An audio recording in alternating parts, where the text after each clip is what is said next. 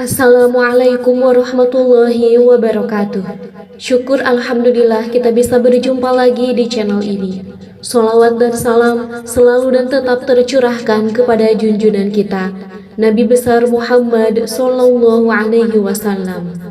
Allahumma sholli ala Sayyidina Muhammad. Semoga sahabat semuanya selalu diberikan kesehatan, dilapangkan rezekinya, diampuni dosa-dosanya, dan dipanjangkan umurnya. Amin ya robbal alamin. Sahabat beriman yang dirahmati Allah, Allah sayang kepada hamba-hambanya yang selalu beriman kepadanya. Namun jarang sekali umat Islam yang memahami bahwa Allah itu akan menaikkan derajat hambanya. Dalam hidup ini, kita harus sepenuhnya meyakini bahwa kita hidup di dunia ini hanyalah untuk beribadah kepada Allah.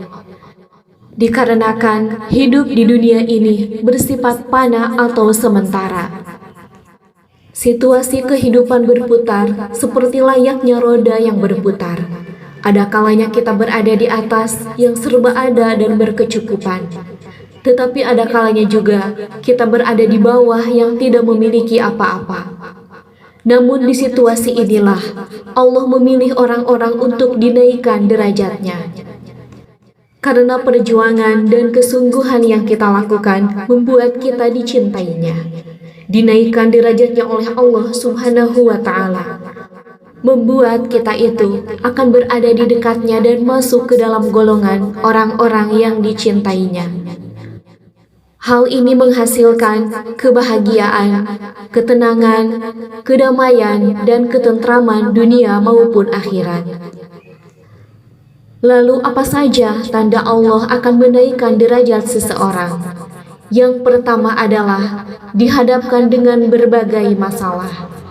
Di saat Allah akan menaikkan derajat hambanya, Allah akan menghadapkan kita dengan berbagai masalah yang akan membuat kita lebih bersabar dan bersyukur akan masalah yang sedang kita hadapi. Allah itu akan memberikan kesulitan kepada hambanya, namun tidak melebihi batas kemampuan hambanya.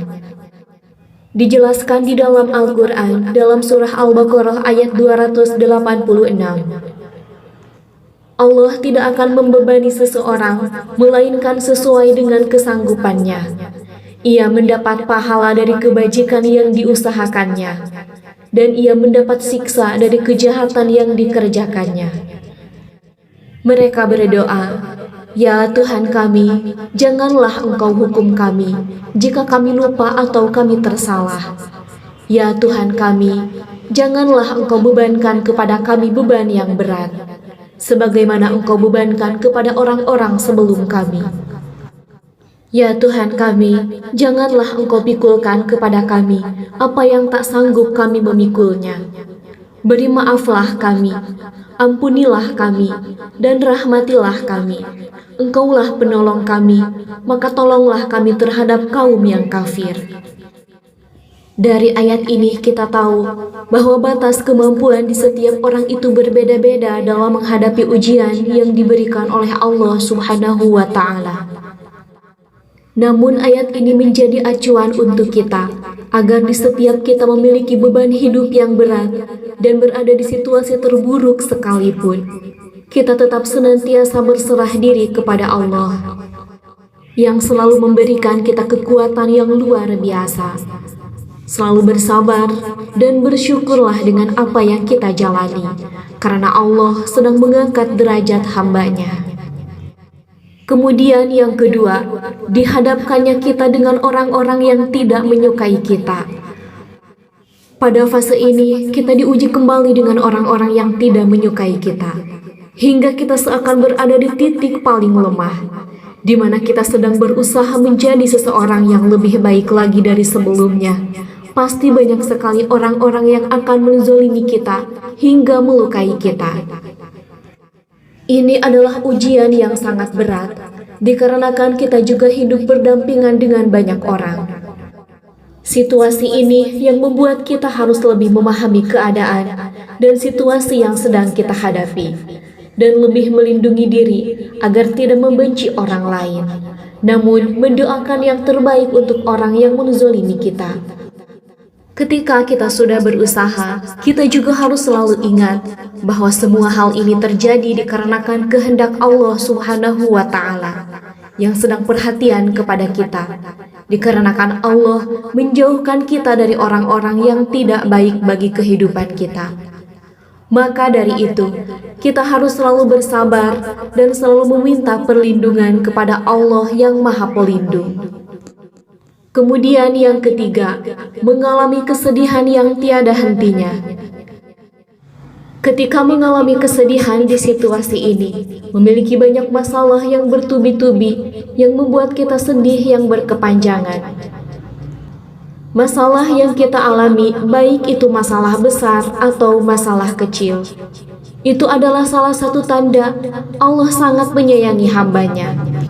Bersedih dan mengeluh itu sangat wajar, tetapi kita jangan putus asa pada pertolongan Allah Subhanahu wa Ta'ala. Allah juga selalu berada bersama kita dalam keadaan sedih sekalipun. Allah akan memberikan kenikmatan yang begitu besar kepada kita ketika kita berhasil melewati ujian kehidupan ini.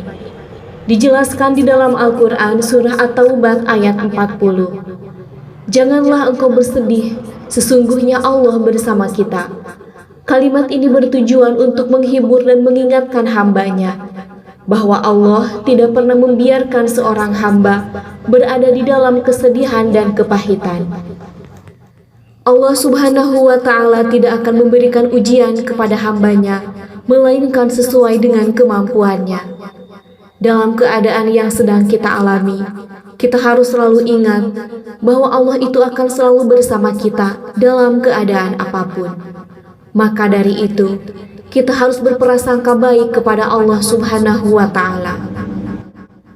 Sahabat beriman yang dirahmati Allah, itulah beberapa tanda bahwa Allah akan menaikkan derajat kita. Wallahu a'lam bishawab.